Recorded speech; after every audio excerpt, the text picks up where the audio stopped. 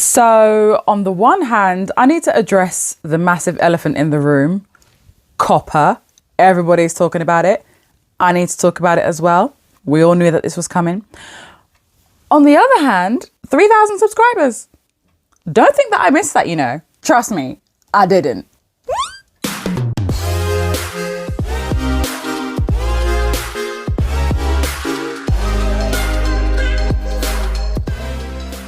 Hey guys, it's your girl Ayesha, and this is a slightly different kind of video because it's almost bittersweet. I've got to celebrate, but at the same time, I kind of need to be a bit serious. So this is my celebration serious outfit.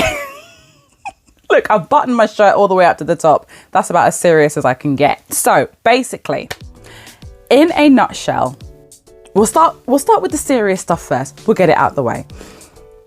If you do not yet know about Coppa, allow me to explain briefly. So Coppa is the Children's Online Privacy Protection Act.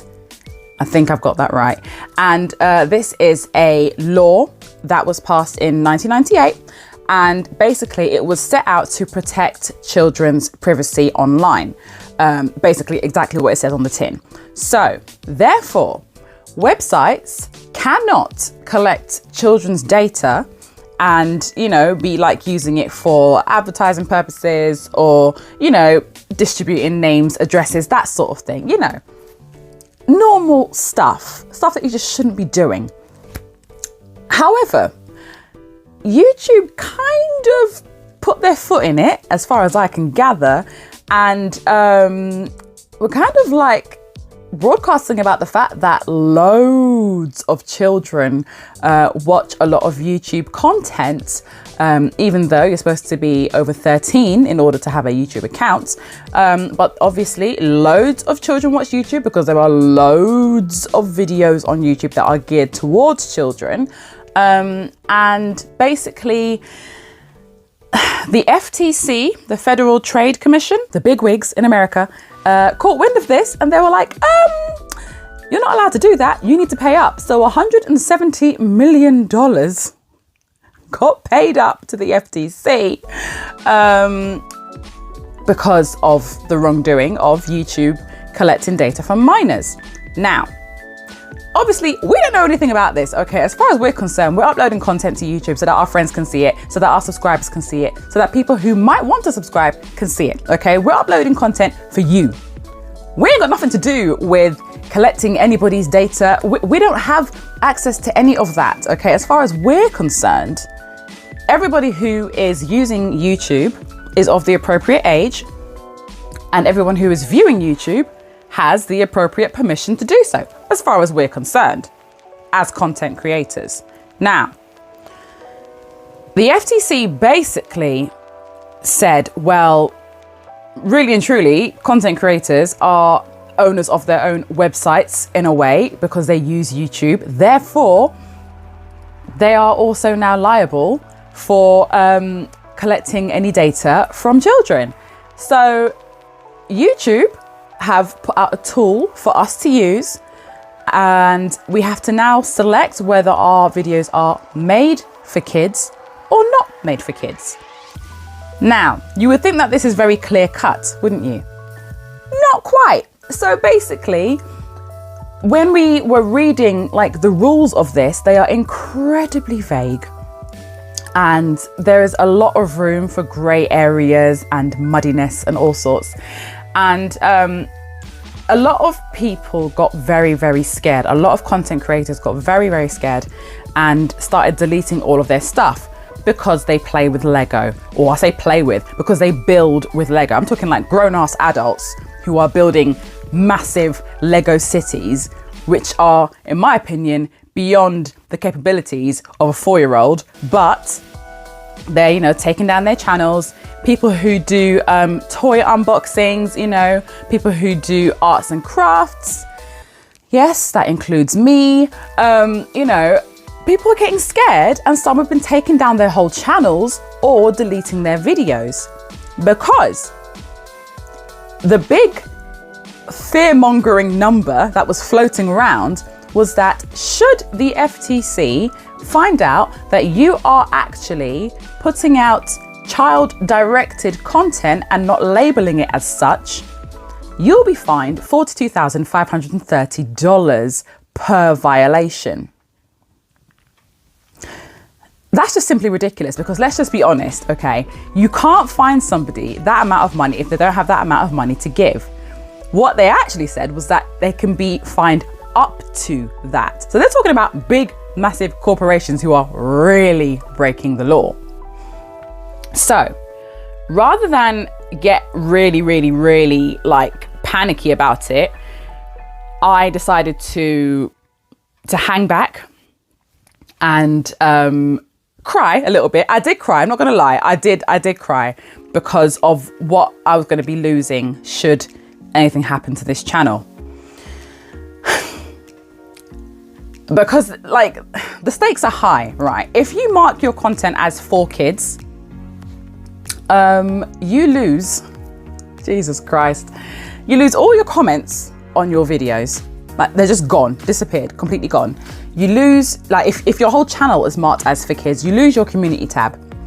People will not be able to add your content to a playlist. They won't be able to save it for later. You can forget about having end screens. If people are subscribed to you, it doesn't really matter because they won't get notifications of your videos going up in the first place. So not really much point, hardly any views. As for ads, if you're monetized, you won't be able to put on, what's the word I'm looking for? Personalized ads. There will just be like your generic adverts, which obviously you don't get as much money from. I'm saying this like, say, you know, there's lots of money to be made in ads. You got to be hitting the big time to be making money in ads. Trust me on that. But, you know, you can kiss goodbye to about 90% of your revenue should your channel be marked as for kids. So for me, I don't care about monetization. Like, I don't business about that. I don't care. What I was scared of was losing you, because I started up this channel because I wanted to basically showcase all the different passions that I have. You know, I'm passionate about crafting. I'm passionate about fabulous things. You know, I'm passionate about kawaii culture and kawaii fashion. I'm passionate about my family, and I wanted to be able to showcase these things. And because of the threat of losing the communication that I have with you, I was very upset, and I cried quite a few times. I'm not gonna lie, you know, for quite a few days I was really upset. And I wanted to make a video on this earlier, but I hung back just because I didn't want to come on here spouting out information that may not be quite right or to scare anybody. I don't want to do that. So I've been watching a lot of videos on this, and it turns out that the FTC aren't actually as bad as so many YouTubers are making them out to be. There are a few lawyers who are on YouTube who are, you know, not necessarily giving legal advice, but, you know, trying to basically help us along. Some of them are making a few too many videos on this, you know, because I know it's going to get the clicks, but, you know, it is what it is, you know, go make your money. But there are some who are really taking it upon themselves to actually go personally to the FTC in Washington, sit down and have a meeting and discuss what is going on and discuss how vague that these rules are and how it is affecting content creators' mental health. It is affecting families. It is affecting people's money. Like, this is a big deal. And the FTC have very graciously allowed us to make comments up until December the 9th. And there's also a petition that is going around as well. I'm going to leave links to these down below. And, you know, so YouTubers and viewers can leave their comments and basically express why these things here need to change. So I thought that was really good, you know, because no one has to go and take it upon themselves to go down to the FTC and have any conversation on anybody's behalf. No one has to do that, but people have been doing that, and that's brilliant. And there's this one guy, I think his name is Keek something or other. I really should check that, but I'm pretty sure it's Keek something. I need to link his video down below because He is very passionate about this, and you know, of course, him being a Roblox gaming channel is worried, because when you're seeing rules like, oh, if your video involves any cartoon characters or any characters which appeal to children, then you need to be marking it as for kids, even though it's not. So, you know, people are scared. And he took it upon himself to get in touch with the FTC and spoke to them on the phone. And they've clarified that basically, just because your content is, you know, including stuff that children might like to watch, it doesn't mean that it's actually child directed. So basically, you have Dora the Explorer, and then you have, I don't know, me doing a Pusheen unboxing. It's quite clear from the way that I speak that I'm talking to adults. I'm not talking to children. Yes, children might like Pusheen, but a hell of a lot of adults love Pusheen too. And that's who I'm talking to. I'm opening up a subscription box, which these kids can't afford to buy. I'm talking to you. Okay, well, I say these kids can't afford to buy. I can't afford it either, but you know, it is what it is. But you get my drift. Dora the Explorer is very clearly aimed at children. But then you have sometimes, you know, people who will do like maybe an adult version of Dora the Explorer, something to make us laugh, you know. That's not aimed at kids. It's using the same character in a different way, but it's not aimed at kids. So the FTC recognizes context, okay? And they can tell when something is directed at children and when something isn't. Now, that being said, I'm not going to sit here and say, oh, you're perfectly safe, even though you're drawing Spider-Man and, you know, Batman and all these things. Don't worry about it. You're absolutely fine. Don't take my word for it. Go and do your own research. But from what I can see, it's not as bad as you may have previously thought. Okay. Now, I know that Nerdy Crafter did a couple of long videos on this, and, you know, she's really, really worried about what's going to happen to her channel and everything like that, and also the future of crafters on YouTube. There's a lot of crafters who are making videos and they are so scared, and they're thinking about pulling down their channels and all this.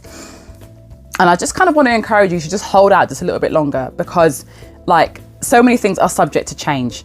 For a start, everyone is calling for YouTube to create a mixed audience button, because so much of our content appeals to both audiences, okay?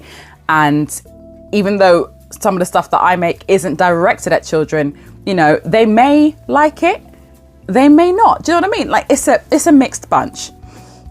The thing is that we are encouraged to make all this family-friendly content, but now YouTube have kind of made it really impossible for people to make family-friendly stuff, because family-friendly now doesn't cut it money-wise, and people who do this for a living, they can't afford to do this for free. Like, they just can't. So with that being said, I've already noticed that some of my comments have disappeared, and that is on all of my Smiley Riley show videos. And this is where it starts to get really sad, because I love doing those videos with my son. My son is incredibly bright. He is so gifted. He's so funny. He's everything to me. And ever since I was pregnant with him and knew that his name was going to be Riley, I had it in my head that he was going to have his own Smiley Riley show. Like, it was just my little thing, and seeing it come true like that for me was wonderful, you know. However, YouTube's tool automatically did a sweep of my channel and marked his videos as made for kids. Therefore, I've lost all comments on those videos. This is the reason why you haven't seen me post any more Smiley Riley videos since his birthday, because this was all kicking off from then. I'm absolutely gutted, because there's some lovely comments on there that I won't get to see again. I'm really, really gutted about that. Should I make another Smiley Riley video? You would never know about it, because you wouldn't get notified. It wouldn't get any views. So there is no point in me doing that.